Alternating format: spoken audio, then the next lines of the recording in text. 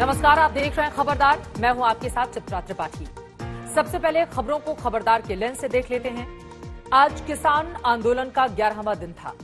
कल किसान और सरकार के बीच 5वें दौर की बैठक बेनतीजा रही थी, जिसके बाद अब किसान 8 दिसंबर को भारत बंद करने पर अड़े हुए हैं। इन सबके बीच अब किसान आंदोलन के मंच पर राजनीति के रंग भी जमने लगे हैं। देश के 11 राजनीतिक दलों ने किसानों के भारत बंद में कूदने का ऐलान किया है। सवाल यह है कि क्या किसानों के कंधे पर बंदूक रखकर विपक्षी दल मोदी सरकार पर निशाना लगाने की फिराक में है? इसके बाद हम आपको पश्चिम बंगाल लेकर चलेंगे, जहां अगले साल विधानसभा के चुनाव होने हैं, लेकिन चुनावी शतरंज की बिसात अभी से वहां पर बिछ चुकी है, जिस पर टीएमसी और बीजेपी अपनी अपनी चालें चल रही हैं, जिससे जुड़ी 3 खबरें आज हमारे पास हैं। पहली ये कि पश्चिम बंगाल सीआईडी ने एक टीएमसी विधायक की हत्या की चार्जशीट में बीजेपी नेता मुकुल रॉय को आरोपी बनाया है। दूसरी ये कि ममता सरकार के वन मंत्री राजीव बैनर्जी ने अपनी ही पार्टी में भ्रष्टाचार के खिलाफ आवाज उठाई है। और तीसरी ये कि पश्चिम बंगाल के राज्यपाल और ममता बनर्जी के बीच एक बार फिर से जुबानी जंग तेज हो चुकी है।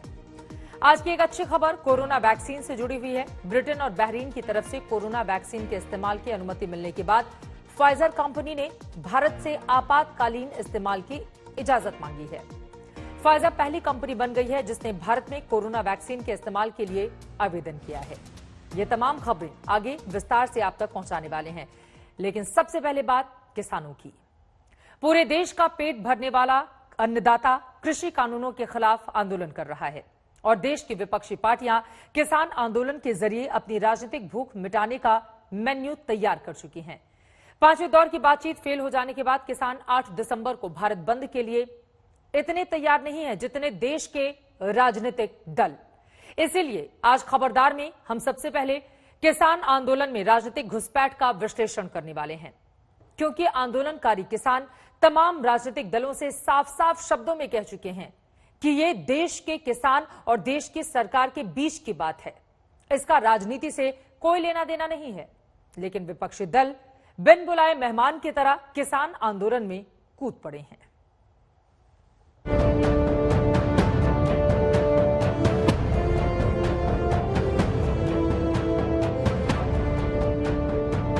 दिल्ली में पिछले 11 दिनों से जारी किसान आंदोलन के चूल्हे पर राजनीतिक कड़ाइयां चढ़नी शुरू हो गई हैं। कोई भी विपक्षी दल इस दावत के मौके को हाथ से जाने नहीं देना चाहता। किसान आंदोलन में बिन बुलाए राजनीतिक मेहमानों की लिस्ट बढ़ती ही जा रही है, जिसमें प्रमुख नाम इस प्रकार हैं: कांग्रेस पार्टी, राष्ट्रीय कांग्रेस पार्टी, समाजवादी पार्टी, शिरोमणि अकाली दल, तेलंगाना राष्ट्र समिति, राष्ट्रीय लोक दल, तृणमूल कांग्रेस, आम आदमी पार्टी और इसके अलावा लेफ्ट पार्टियां भी। यानी किसान आंदोलन में तमाम विपक्षी दल अपने अपने स्वादानुसार मेन्यू तय कर चुके हैं। कोई सिर्फ जुबानी समर्थन दे रहा है तो कोई भारत बंद में किसानों के साथ कंधे से कंधा मिलाकर साथ देने के लिए तैयार बैठा है। कांग्रेस पार्टी ने 8 दिसंबर को होने वाले भारत बंद का, जो किसानों के समर्थन में भारत बंद का आह्वान हुआ है, उसका पूरे तौर पे समर्थन कांग्रेस पार्टी का है। 8, 9, 10 3 दिन ধরে ওই কৃষক আন্দোলনের সমর্থনে निश्चित रूप से आम आदमी पार्टी भी भारत बंद का समर्थन करेगी और हम लोग पूरे देश के अंदर किसानों का जो आंदोलन चल रहा है उसके साथ खड़े हैं। पार्टी के हमारे नेता और दिल्ली के मुख्यमंत्री अरविंद केजरीवाल जी ने साफ तौर पे कहा है, सड़क से लेके संसद तक विधायक हों, सांसद हों, हमारे कार्यकर्ता हों, सारे के सारे लोग किसानों के आंदोलन के साथ खड़े हैं। The left parties, CPI and other left parties have come out with a joint statement giving full support to the Bharat Bandh call given by farmer unions. Samajwadi party के मुखिया अखिलेश यादव मोदी सरकार का शायराना अंदाज में विरोध कर रहे हैं और ऐलान कर रहे हैं कि सोमवार से किसानों के समर्थन में उनके पार्टी कार्यकर्ता हर जिले में किसान यात्रा निकालेंगे। हमारी समाजवादी पार्टी का भी उन किसानों के मुद्दे को समर्थन है। जो सवाल पूछना चाह रहे हैं उसका समर्थन हम करते हैं और केवल एमएसपी नहीं, बल्कि आय कैसे बढ़ेगी किसानों की, उसका रास्ता साफ बीजेपी को करना चाहिए। और बीजेपी से ज्यादा कोई झूठ नहीं बोल सकता। बीजेपी झूठ बोलने की ट्रेनिंग देती है अपने लोगों को। महाराष्ट्र में तो किसान आंदोलन और भारत बंद को सफल बनाने के लिए महाविकास अघाड़ी गठबंधन में बैठकों का दौर चल रहा है। एनसीपी प्रमुख शरद पवार तो मोदी सरकार को बिन मांगे सलाह दे रहे हैं कि किसान की मांगे मान ली जाएं, वरना अच्छा नहीं होगा। आणि अन्न पुरवठ्याचा बघितला विकास वर्दी की सगळ्यात जास्त योगदान त्याच्यामध्ये पंजाब आणि हरियाणाच्या शेतकऱ्याचे, विशेषतः गहू आणि तांदूळ याच्या उत्पादनाच्या देशाची गरज त्यांनी भागवली, पण जगातल्या 17-18 देशाला धान्य पुरवठ्याचं काम हा देश करतो। त्याच्यात पंजाब आणि हरियाणा याचा वाटा फार मोठा आहे। जेव्हा पंजाब आणि हरियाणाचा शेतकरी रस्त्यात येतो हा गांभीर्यानं दखल घ्यायला पाहिजे। त्याची दुर्दैवाने घेतली दिसत नाही। मला स्वतःला असं वाटतं की असंच जर राहिलं तर ते फक्त दिल्लीपुरतं सीमित राहणार नाही। देशाच्या कानाकोपऱ्यातले लोक त्या शेतकऱ्यांच्या पाठीशी उभे राहतील आणि प्रश्नाची सोडवणूक आपल्या पद्धतीने करून घेतील। अजूनही शहानपणाची भूमिका घ्यावी अशी माझी अपेक्षा। किसान आंदोलन के बहाने मोदी सरकार को घेरने के लिए अब विपक्ष के नए नए गठबंधन तैयार हो रहे हैं। बताइए, कृषि बिल के विरोध में एनडीए से अलग हुए शिरोमणि अकाली दल के सांसद प्रेम सिंह चंदूमाजरा तो महाराष्ट्र के मुख्यमंत्री उद्धव ठाकरे से मिलने मुंबई पहुंच गए ताकि किसान आंदोलन को राजनीतिक राह दिखाई जा सके। देखिए, शिरोमणि अकाली दल की ओर से हमारा डेलीगेशन आया था माननीय महाराष्ट्र के मुख्यमंत्री श्री उद्धव ठाकरे जी को मिलने के लिए। हमारा ये कहना था कि जो देश भर में किसानों का आंदोलन चल रहा है वो आज एक किसानों का आंदोलन नहीं रहा, वो अवाम का आंदोलन हो गया। तो इस सब के बावजूद जो पॉलिटिकल पार्टियां हैं, राजसी पार्टियां हैं, उनको इस संघर्ष के सपोर्ट में आना चाहिए, संघर्ष की सपोर्ट करनी चाहिए। अब जब सारे विपक्षी दल एक होकर किसान आंदोलन पर मोदी सरकार को घेरने का मौका बना चुके हैं, तो मोदी सरकार भी अपने बचाव में एक्शन लेगी। तो ले लिया एक्शन। पटना के मशहूर गांधी मैदान में तेजस्वी यादव बैठे थे अपने समर्थकों के साथ किसानों के समर्थन में। पहले उन्हें वहां से हटाने की कोशिशें हुई, नहीं माने तो हो गई एफआईआर तेजस्वी एंड कंपनी पर पूरे 19 आरजेडी नेताओं के खिलाफ महामारी कानून के तहत। लेकिन राजनीति चीज ही ऐसी है, जितना मना करें उतनी ज्यादा करने का मन करता है। आज हम सब लोग यहाँ जुटे थे कि बापू के सामने संकल्प लेंगे कि किसानों के संघर्षों के साथ हम लोग मजबूती के साथ एकजुट खड़े हैं। और एमएसपी का जहाँ तक बात है, न्यूनतम समर्थन मूल्य की जहाँ तक बात है, किसानों को मिलना चाहिए। इसका जिक्र ना होना, आप समझिए कि ये निजीकरण के हाथों में हमारा एग्रीकल्चर सेक्टर, कृषि क्षेत्र जो है बेचा जा रहा है। 8 दिसंबर को भारत बंद के लिए आंदोलनकारी किसान इतनी तैयारी करके नहीं आए होंगे जितनी तैयारी राजनीतिक दलों ने कर ली है। हर विपक्षी दल भारत बंद में अपना योगदान देने के लिए कमर कसकर बैठा है, लेकिन किसान तो कह चुके हैं कि ये उनके और सरकार के बीच की बात है। राजनीतिक दल कृपया उचित दूरी बनाकर रखें, लेकिन विपक्षी दल मान नहीं रहे। बताइए, सरकार भी कब तक चुप बैठे? निश्चित रूप से इसके ऊपर हमारे देश के किसानों को किसी प्रकार का किसी के झांसे में आने की जरूरत नहीं होती। मैं नहीं समझता कि किसी के बहकाव में आने की जरूरत है। लेकिन अब मुझे जो लगता है कि किसान के हित का इतना बिल है, लेकिन इसके बावजूद इसके अंदर कांग्रेस की सरकार और जो विपक्ष है वो इनको भड़काने का काम कर रहे हैं। और आज देश के किसान है वो नरेंद्र मोदी जी की इन योजनाओं के ऊपर सहमत है, लेकिन कुछ राजनीतिक लोग इसके अंदर आग में घी झोंकने का काम कर रहे हैं। वैसे सरकार हो या विपक्ष, हर कोई किसानों के भविष्य की चिंता में घुला जा रहा है। सरकार कह रही है कि कृषि बिल क्रांतिकारी है, लेकिन इस क्रांतिकारी बिल पर किसानों की भ्रांतियां दूर नहीं कर पा रही और ऊपर से विपक्षी दल अपनी राजनीति चमका रहे हैं। आज तक ब्यूरो। तो कुल मिलाकर सीन ये है कि विपक्षी पार्टियां किसानों के कंधे पर अपनी अपनी बंदूकें सेट कर निशाना साधने में लगी हुई हैं और मोदी सरकार निशाने पर है। लेकिन सरकार दो टूक शब्दों में कह चुकी है कि कृषि कानून तो किसी भी कीमत पर रद्द नहीं होंगे। लेकिन किसान भी ठान चुके हैं कि वो इन कानूनों को किसी भी कीमत पर रद्द करवा कर ही रहेंगे। अब 9 दिसंबर को छठे दौर की बैठक में क्या नतीजा निकलता है, इसका इंतजार किसान ही नहीं बल्कि पूरा देश कर रहा है। लेकिन उसके पहले आंदोलनकारी किसान 8 दिसंबर को भारत बंद करने की तैयारियों में जुटे हुए हैं। इसी पर आधारित आज तक की ये ग्राउंड रिपोर्ट देखिए।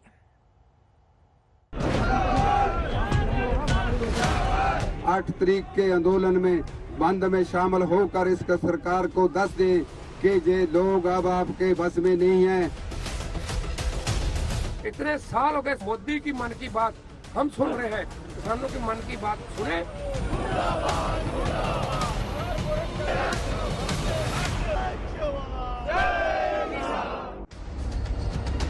ताजा स्थिति यह है कि दिल्ली के इन बॉर्डर्स की तरह सरकार और किसानों के बीच आपसी सुलह के सारे रास्ते भी बंद हो चुके हैं और अब किसानों को सिर्फ एक ही रास्ता नजर आ रहा है जो भारत बंद की तरफ जाता है।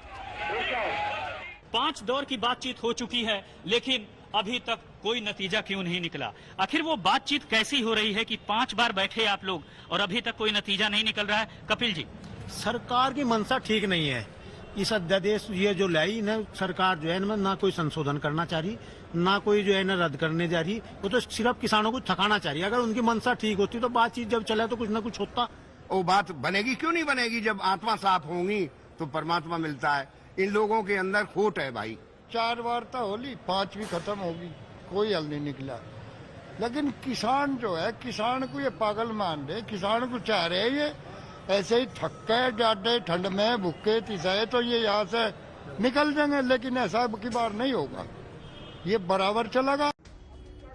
आज पूरे दिन दिल्ली की सीमाओं पर डटे किसानों की महापंचायतें चलती रहीं। भारत बंद को सफल बनाने के लिए किसान नेताओं के बीच मंत्रणाएं चलती रहीं। हर तरफ से एक ही आवाज उठी। एक तरफ किसान है और बैरिकेड के दूसरी तरफ जवान है।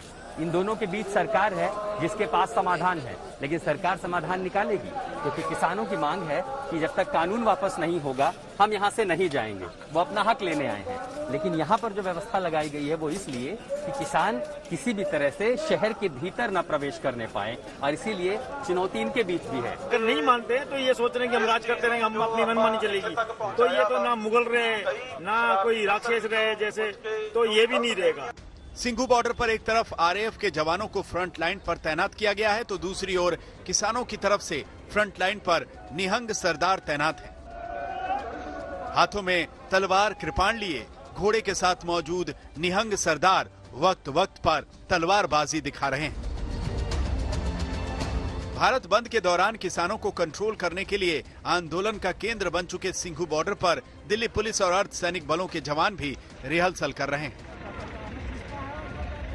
देखिए, जो सिंघू बॉर्डर है वहां पर फ्रंट लाइन ड्यूटी पर आरएएफ के जवान हैं, उनके पीछे दिल्ली पुलिस के जवान हैं और यहां पर बकायदा ड्रिल की जा रही है कि अगर एक्शन देता है सुप्रीम कमांडर तो उसके बाद किस तरह से एक्शन लेना है। अब ये तैयारी हो रही है। देखिए, 5वें दौर की जो बातचीत है सरकार और किसानों के लीडरों के बीच, वो तो सफल नहीं रही, लेकिन बड़ी बात यह है कि बातचीत टूटी नहीं है। अगर आप देखें तो किस तरह से एक्स्ट्रा फोर्स यहां पर बुलाई जा रही है। खुद दिल्ली पुलिस के जो स्पेशल सेल के डीसीपी हैं उन तक को यहां पर मैदान में उतार दिया गया है, नंबर 1।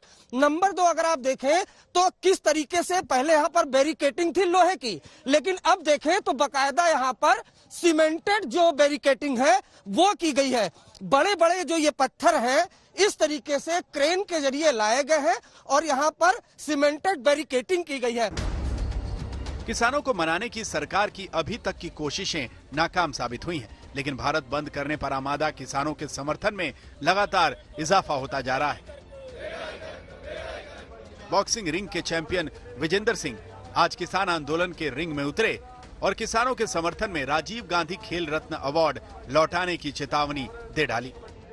यहाँ आने का सिर्फ एक मकसद है, हमारा बड़ा भाई पंजाब यहाँ पे आया है तो भैया हरियाणा वाले पीछे नहीं हटेंगे। सोनीपत तो वैसे ही पहलवानों की धरती है, बहुत सारे पहलवानी सोनीपत की धरती ने पैदा किए हैं और खिलाड़ी होने के नाते जैसे हमारे कोच साहब गुरबख्श सिंह संधू जी ने, मैंने कटिंग देखी कि उन्होंने द्रोणाचार्य वापस करने की सरकार को अपनी मांग रखी है। तो भैया मैंने स्पोर्ट्स में सबसे बड़ा अवार्ड राजीव गांधी खेल अवार्ड जीता है और भैया तो अगर सरकार ये कानून को वापस नहीं लेती तो मैं सरकार को अपना जो सबसे बड़ा स्पोर्ट्स का सम्मान है मैं वापस करने की गुजारिश करता हूँ। अभी तक किसान आंदोलन की टेंशन थी, अब सरकार को भारत बंद की टेंशन सता रही होगी। कुल मिलाकर ऐसा लगता है कि 3 नए कृषि कानूनों पर किसानों के विरोध से सरकार चौतरफा घिर चुकी है, बिल्कुल वैसे ही जैसे किसानों ने दिल्ली को चारों तरफ से घेरा हुआ है। ऊपर से कांग्रेस नेता नवजोत सिंह सिद्धू और जले पर नमक छिड़क रहे हैं। दूध को भट्ठी पे रखो तो दूध का उबलना निश्चित, और किसान में रोष और आक्रोश जगा दो तो सरकारों का, हुकूमतों का तख्तो ताज उलटना निश्चित। किसानों को मनाने में जुटी सरकार की 5 कोशिशें तो अब तक नाकाम हो गई, लेकिन छठी कोशिश से पहले सरकार को एक बड़ी परीक्षा देनी है। 8 दिसंबर को भारत बंद का ऐलान करके किसानों ने केंद्र सरकार को बड़ा सिरदर्द दे दिया है और अब किसानों के इस आह्वान पर कई ट्रांसपोर्ट यूनियनें और ट्रेड यूनियनें भी भारत बंद में शामिल होने का फैसला कर चुकी हैं। और अब आपको लेकर चलते हैं पश्चिम बंगाल, जहां पर 6 महीनों के भीतर ही विधानसभा के चुनाव होने हैं। ममता बनर्जी के खिलाफ बीजेपी ने बंगाल में अपनी पूरी ताकत झोंक कर रखी है। बीजेपी का आरोप है कि ममता बनर्जी ताकत के बल पर प्रदेश में लोकतंत्र का गला घोट रही हैं। वहीं ममता बनर्जी ने बीजेपी पर प्रदेश का माहौल खराब करने का पलटवार किया है। शनिवार को बीजेपी और टीएमसी कार्यकर्ताओं के बीच फिर से खूनी संघर्ष देखने को मिला। दोनों दल एक दूसरे पर हिंसा भड़काने का आरोप लगा रहे हैं। इन आरोप प्रत्यारोप के बीच बंगाल की राजनीति में आज 3 बड़ी बातें हुई। पहले यह कि नादिया में टीएमसी विधायक की हत्या के मामले में सीआईडी ने बीजेपी नेता मुकुल रॉय को साजिशकर्ता बताया है और चार्जशीट दायर की है। दूसरी खबर, पश्चिम बंगाल के राज्यपाल और ममता बनर्जी के बीच तल्खी और बढ़ गई है। आज राज्यपाल ने कहा कि राज्य में आग लगी है और यहां पर तुच्छ राजनीति हो रही है। तीसरी खबर यह है कि ममता के वन मंत्री राजीव बनर्जी ने बागी तेवर दिखाए हैं। कोलकाता की एक पब्लिक मीटिंग में पार्टी में योग्यता रखने वालों की जगह भ्रष्टाचारियों को वाहवाही मिलने का आरोप लगाया है। चुनाव से पहले टीएमसी में बगावत के सुर ममता के लिए अच्छे संकेत नहीं है। इधर बीजेपी और टीएमसी के बीच जमीन पर भी टकराव लगातार बढ़ता जा रहा है।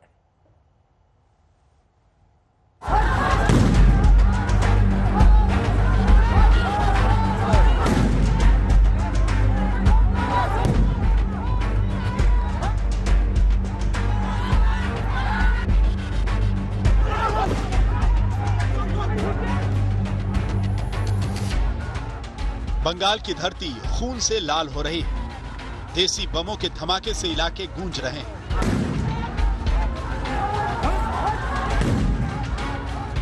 हर दूसरे दिन राजनीतिक हिंसा, हर दूसरे दिन खूनी संघर्ष। राजनीतिक हिंसा की इस आंधी में जान की कोई कीमत बची नहीं है। बीजेपी और टीएमसी कार्यकर्ताओं के बीच सत्ता संघर्ष अब बंगाल की रक्त चरित्र राजनीति की सच्चाई है।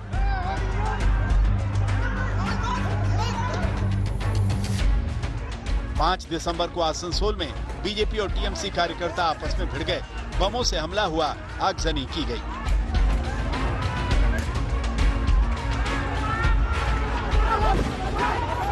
पांच दिसंबर को ही कूच बिहार में बीजेपी की रैली में बमों से हमला किया गया। कोलकाता में बीजेपी का कैंप दफ्तर फूंक दिया गया।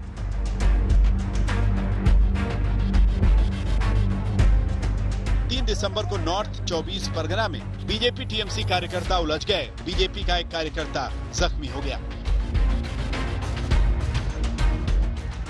1 दिसंबर को पूर्वी मिदनापुर में वक्त पर पुलिस नहीं पहुंचती तो टीएमसी और बीजेपी कार्यकर्ता आपस में बुरी तरह उलझ जाते। यह हिंसा बंगाल के सत्ता संघर्ष का सबूत है। ममता ने बीजेपी पर चुनावी फायदे के लिए माहौल खराब करने का आरोप लगाया तो बीजेपी ने टीएमसी की पकड़ कमजोर होने की बौखलाहट। पश्चिम बंगाल की सरकार भ्रष्ट सरकार है, हिंसा की राजनीति करने वाली सरकार है, माफियाओं को संरक्षण देने वाली सरकार है। भाइकों की भूमिका इस प्रदेश के अंदर गोल्ड माफियाओं को संरक्षण देना, सैंड माफियाओं को संरक्षण देना, गोल्ड माफियाओं को संरक्षण देना, सिंडिकेट राज चलाना और हिंसा की राजनीति करना, ये ममता सरकार की पहचान होगी और इन सब गलत कामों को संरक्षण देते हैं भाई को। इस संघर्ष के बीच बीजेपी नेता मुकुल रॉय पर टीएमसी विधायक की हत्या के मामले में चार्जशीट दायर की गई। सीआईडी ने आरोप पत्र में उन्हें साजिशकर्ता बताया है। इस चार्जशीट में बीजेपी नेता मुकुल रॉय और बीजेपी सांसद जगन्नाथ सरकार समेत 5 लोगों को आरोपी बनाया गया है। मुकुल रॉय आरोपों से इनकार कर रहे हैं। देखिए, ये ममता हम बोला है, हम चैलेंज किया है। ममता तू होम मिनिस्टर है, वो आदमी का सामने खड़ा होके बोलो जे being a home minister I believe जे Mamata Mukul is involved with this type of activities. Let him say. 9 फरवरी 2019 को कृष्णगंज विधानसभा क्षेत्र से टीएमसी विधायक सत्यजीत बिस्वास की हत्या हो गई थी। बिस्वास जब अपने क्षेत्र में एक सरस्वती पूजा कार्यक्रम में हिस्सा लेने गए थे, तब उन्हें पॉइंट ब्लैंक यानी बिल्कुल सामने से गोली मार दी गई। मार्च 2020 में सीआईडी ने मुकुल रॉय से पूछताछ की। मुकुल रॉय कोलकाता हाईकोर्ट से फिलहाल अंतरिम जमानत पर हैं। बीजेपी ने चुनाव से कुछ दिन पहले मुकुल रॉय पर चार्जशीट को ममता का चुनावी स्टंट और दबाव बनाने की राजनीति बताया है। बंगाल के लिए कोई नया विषय नहीं है कि कार्यकर्ताओं को के ऊपर अन्याय और अत्याचार करके, झूठे मुकदमे करके उनको जेलों में बंद किया जाए। यहाँ तक कि बंगाल साक्षी है कि 130 से ज्यादा कार्यकर्ताओं की जान ले ली गई है, लेकिन इन सब से हम डरने वाले नहीं है, झुकने वाले नहीं है। अंततः इस अन्याय के रावण को समाप्त होना पड़ेगा। टीएमसी पर अगला हमला राजभवन से हुआ। कुछ मौकों पर ममता के खिलाफ मोर्चा खोल चुके गवर्नर जगदीप धनखड़ ने राज्य सरकार पर भ्रष्टाचार और हिंसा पर चुप रहने का आरोप लगाया। गवर्नर ने कहा कि राज्य में आग लगी हुई है और लोग तुच्छ राजनीति पर तुले हुए हैं।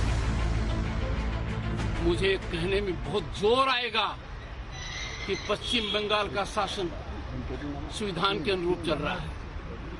बड़ी बाधाएं आ रही हैं। मेरा प्रयास है कि इस प्रकार का निष्कर्ष न निकालना पड़े।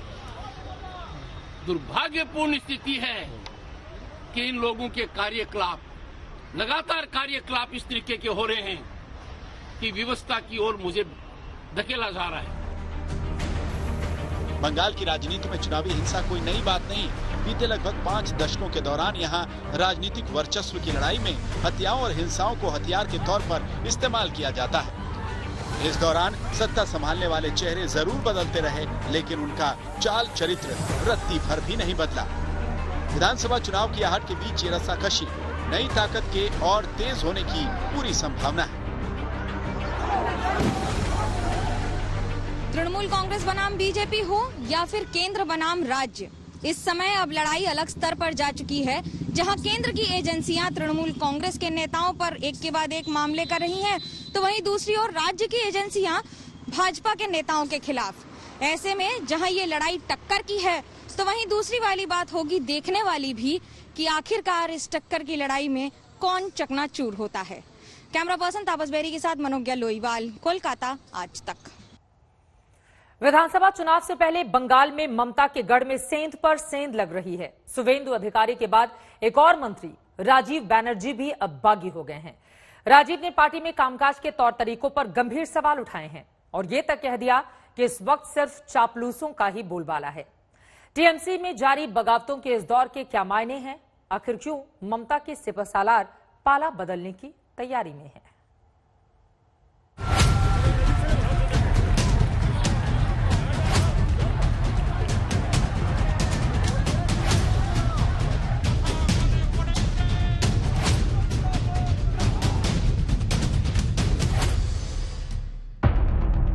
पहले शुभेंदु अधिकारी का मंत्री पद से इस्तीफा और अब वन मंत्री राजीव बनर्जी के बागी तेवर।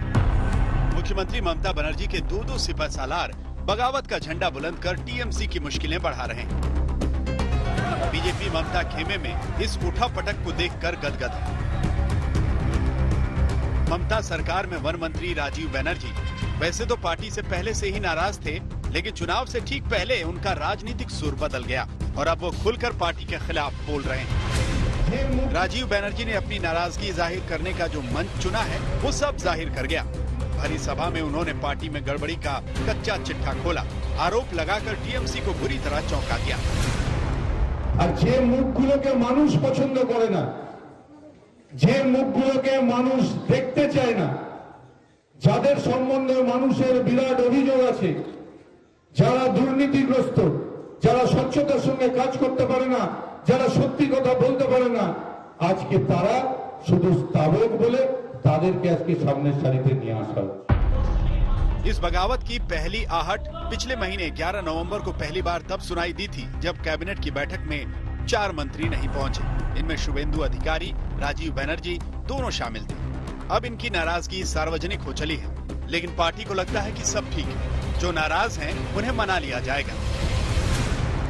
রাজীব দলে আছে কি হলো, রাজীবকে নিয়ে আবার এই এতদিন ধরে শুভেন্দু করলেন, আবার রাজীব করছেন, এটা কেন করছেন?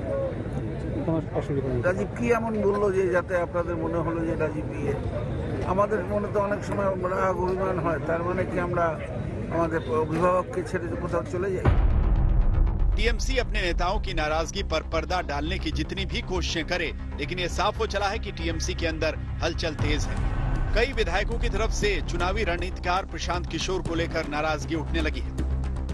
आपका कहना है कि पार्टी को नुकसान हो रहा है उनसे, और ये तो सिर्फ हमारा तरफ से नहीं है, अभी तक से ज्यादा पार्टी वर्कर्स, पार्टी का सीनियर मोस्ट एमएलए लोग सभी तो उनका विरोध में बोल रहा है। क्यों बोल रहा है? पीके का साथ पीके का टीम का साथ हमारा कोई रिश्ता नहीं है, क्योंकि हमारा मालूम होता है ये लोग आए हैं टीएमसी को खत्म करने के लिए।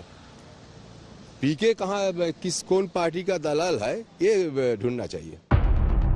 इधर ममता बनर्जी के खेमे में बगावत की सुगबुगाहट नजर आई, उधर बीजेपी मौके का फायदा उठाने के लिए अलर्ट हो गई। माना जा रहा है कि नाराज टीएमसी नेता बीजेपी के संपर्क में है। सवाल पूछे गए, लेकिन अभी बीजेपी पत्ते खोलने के मूड में नहीं है।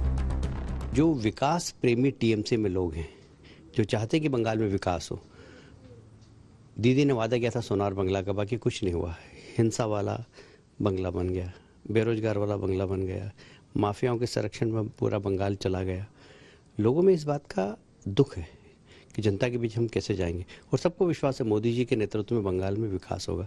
इसलिए टीएमसी के लोग, सीपीएम के लोग, कांग्रेस के लोग, बहुत सारे ऐसे लोग हैं जिन्होंने पार्टी में आने की इच्छा प्रकट की है।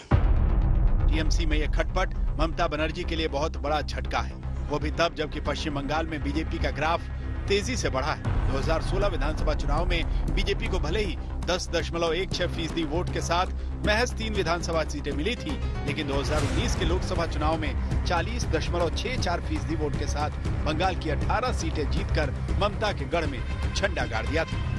ऐसे में ममता बाहरी चुनौती का सामना तभी कर पाएंगी जब घर में उन्हें चुनौती न मिले। तृणमूल कांग्रेस में रहकर तृणमूल कांग्रेस के नेतृत्व के खिलाफ आवाज उठाना अब कोई नई बात नहीं है, भले ही वो कैबिनेट में मंत्री हो या फिर कोई नेता। इस समय जो सबसे बड़ी विरोधिता तृणमूल कांग्रेस के सामने है वो खुद अपनी पार्टी के नेताओं और कार्यकर्ताओं से है।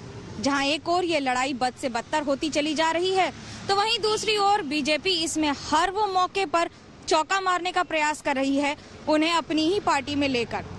ऐसे में विरोध और विरोध प्रदर्शन दोनों बंगाल की राजनीति में बखूबी कायम है। कैमरा पर्सन तापस बेरी के साथ मनोज्ञा लोईवाल, कोलकाता, आज तक। तो बंगाल में अपनी पार्टी में छिड़ी हुई बगावत को ममता बनर्जी कैसे संभालती हैं, आगे क्या होता है, इस पर बनी रहेगी आज तक की नजर। आगे बढ़ते हुए बात कोरोना वैक्सीन की, जिसे बनाने वाली कंपनी फाइजर ने वैक्सीन के इमरजेंसी इस्तेमाल के लिए भारत में आवेदन किया है। फाइजर ने कोविड-19 टीके को ब्रिटेन और बहरीन में ऐसी ही मंजूरी मिलने के बाद यह अनुरोध किया है।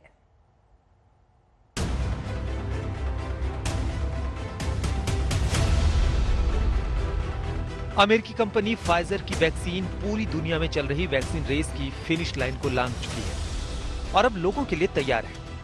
ब्रिटेन ने इस वैक्सीन के इस्तेमाल को हरी झंडी भी दे दी है। अब अमेरिकी कंपनी फाइजर ने भारत सरकार से टीके के आपातकालीन इस्तेमाल की औपचारिक मंजूरी मांगी है। इसका मतलब ये हुआ कि फाइजर अपनी वैक्सीन को भारत के लोगों के लिए उपलब्ध कराना चाहती है।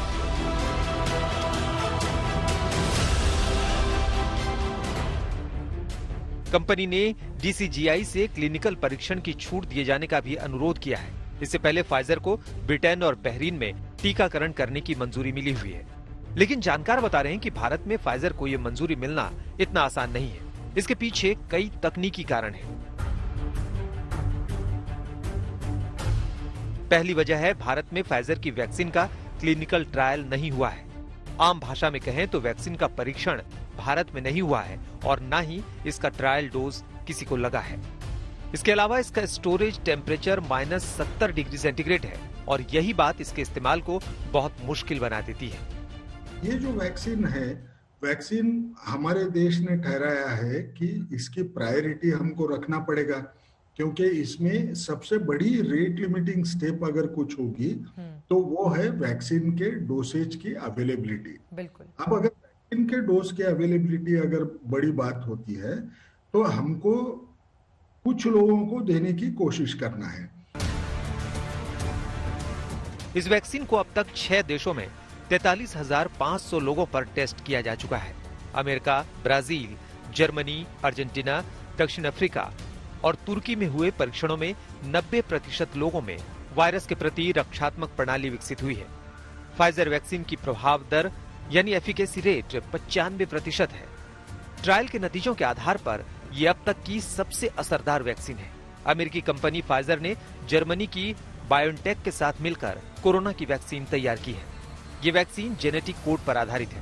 पहले ये वैक्सीन हॉस्पिटल्स को दी जाएगी ताकि वो अपने स्टाफ को दे सकें और पेशेंट्स को देना शुरू कर सकें। साथ ही साथ में जो यहाँ फैमिली डॉक्टर्स हैं वो लोग एक दूसरे के साथ इकट्ठे होकर, जिसको नेटवर्क्स बोलते हैं, उनके थ्रू वैक्सीन डिलीवर करने की तैयारी में है।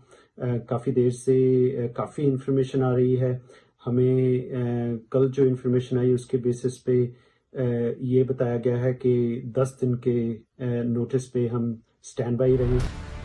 अगर डीजीसीआई से फाइजर इंडिया को मंजूरी मिल जाती है तो भारत में उपलब्ध होने वाला पहला टीका उसका हो सकता है। हालांकि सीरम इंस्टीट्यूट ऑफ इंडिया ने भी डीजीसीआई से अपनी वैक्सीन कोविशील्ड के लिए ऐसी ही मंजूरी मांगी है। माना जाता है कि ऑक्सफोर्ड एस्ट्राजेनेका की वैक्सीन कोविशील्ड भारत में इस्तेमाल होने के लिए सबसे उपयुक्त है। दिल्ली में मिलन शर्मा के साथ आज तक ब्यूरो। इमरजेंसी इस्तेमाल की इजाजत मांगी गई है, अब इजाजत दी जाती है या फिर नहीं, इस पर रहेगी आज तक की नजर।